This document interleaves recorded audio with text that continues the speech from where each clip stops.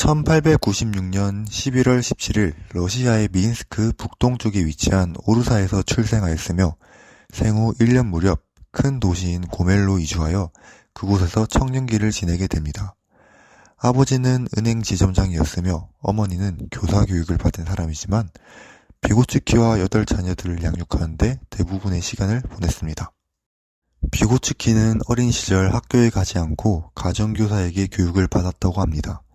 소크라테스의 문답법에 기초한 그의 교육 방법은 비고츠키의 직관적 사고를 일깨우는 데 큰 영향을 끼쳤다고 합니다.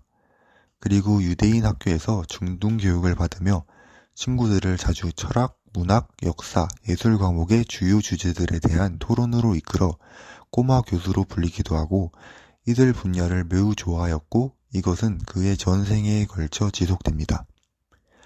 비고츠키는 문학 중에서도 시를 무척 좋아했으며 특히 푸시킨과 하이네의 시를 좋아했습니다.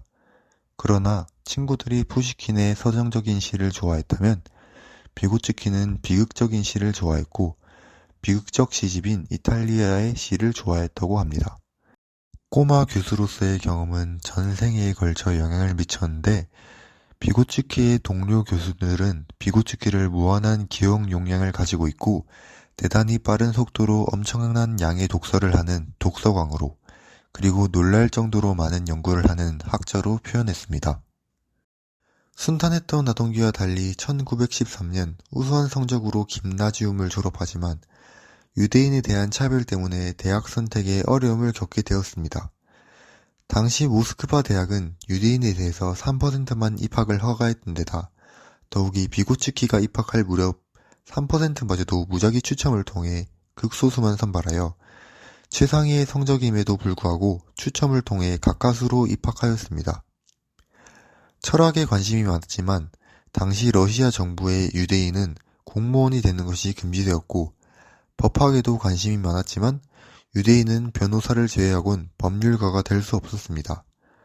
이러한 이유로 부모님이 원하는 의학부로 진학하였습니다. 그러나 한 달 후 비고츠키는 유대인에 대한 제약을 벗어날 수 있는 몇 안 되는 직업 중인 하나인 법률가가 되기 위해 법학으로 전공을 바꾸었습니다.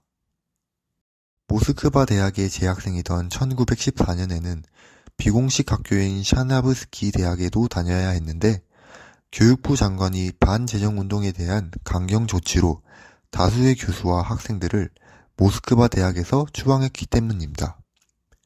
결과적으로 당시의 샤나브스키 대학은 모스크바 대학보다 더 훌륭한 대학이 되어버렸고 비고츠키도 비록 학위는 인정받지 못했지만 이 대학에서 자신이 원하던 심리학, 철학, 문학, 교육학 등의 분야에 대해 공부할 수 있었습니다. 1916년에는 학창시절 햄릿을 읽고 감명을 받아 학생 신분으로서 첫 논문을 썼으며 1917년에 다시 모스크바 대학으로 돌아와 법학사 학위를 받고 졸업했습니다. 졸업 후 비고츠키는 고향인 고멜로 기양에서 7년 동안 문학과 심리학을 가르쳤으며 미술학교에서 예술사와 미학뿐만 아니라 문학과 과학에 대한 강의를 했습니다. 또한 고멜 사범대학에서 심리학 실험실을 조직하여 본격적으로 심리학자로서의 경력을 쌓기 시작합니다.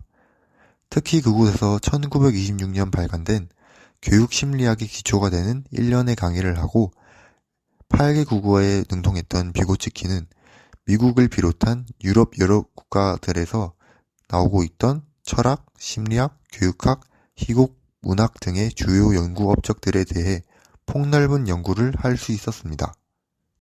건강이 좋지 않았던 1920년 결핵이 나타나지만 일시적으로 회복한 후에는 연구를 지속했습니다. 1924년 그의 아내인 로사와 결혼하였고 두 딸을 낳게 됩니다.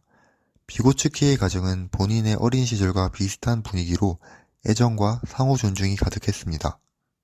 1924년 비고츠키는 레닌그라드에서 개최된 제2차 심리신경학회에서 논문을 발표하면서 전환점을 갖게 됩니다.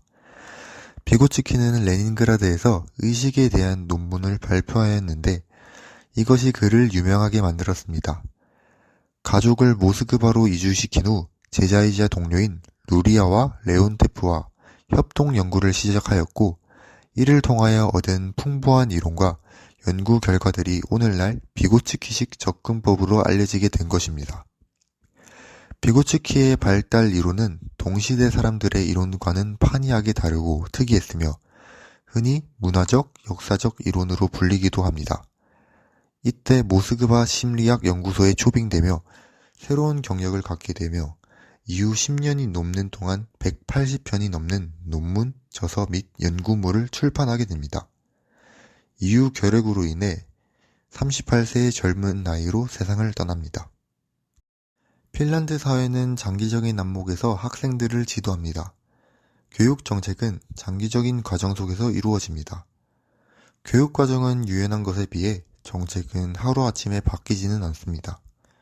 핀란드 교육의 궁극적인 목표는 학교 정규 교육 과정을 마치고 난 후에도 무엇을 할 수 있을까라는 질문을 갖게 하는 것입니다.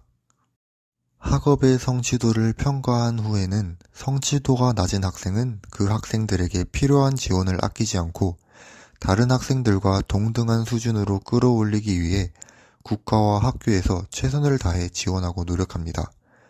또한 핀란드 교육은 경쟁보다는 협력을, 성적보다는 자신의 내재적 가치를 발견하는 데 초점을 두고 있습니다. 핀란드 학교 현장을 보면 우리나라와는 사뭇 다른 모습을 보입니다.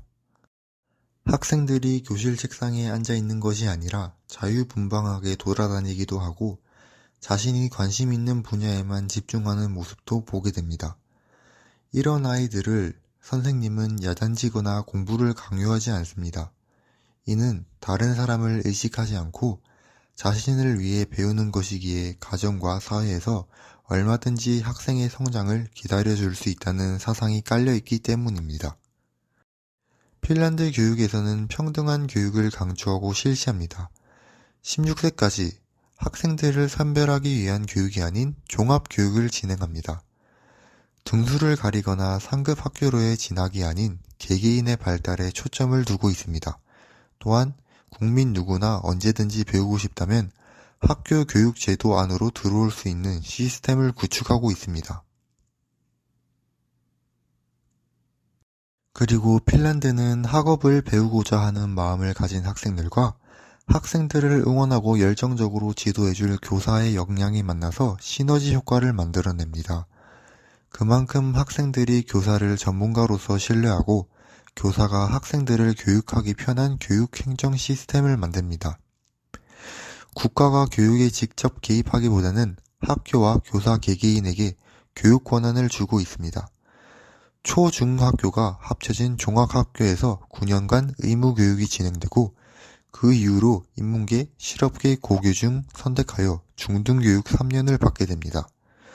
한국처럼 인문계 고교에 진학한 학생들은 졸업 후 대학교에서 학업을 계속 진행할 수 있고 직업전문고등학교를 졸업한 학생은 산업대학교에 진학이 가능합니다. 한국에서 매년 수능을 치르듯이 핀란드에서는 대입시험으로 아비투어가 진행됩니다. 중등교육을 마칠 때 보는 자격시험이자 졸업시험이고 PF 방식을 채택하는 절대평가입니다. 하지만 훌륭한 환경에도 불구하고 핀란드 학생들이 자국 교육에 대해 갖는 만족도는 의외로 낮으며 이 현상은 갈수록 심화되는 중이라고 합니다. 항상 핀란드는 국제학업성 지도평가에서 선두주자로 나서고 있었지만 최근에는 점점 하락세에 접어들고 있습니다. 너무나도 자유로운 교육 환경으로 인해 학생들의 학업 의욕을 저하시키는 것이 아니냐는 지적도 있습니다. 그럼에도 불구하고 여전히 핀란드 학생들은 OECD 기준 상당히 높은 학력 수준과 외국어 능력을 유지하고 있다는 점입니다. 나아가 부모의 교육 수준이 자식에게 대물림되는 현상 또한 비교적 낮은 편에 속한다는 점에 주목합니다.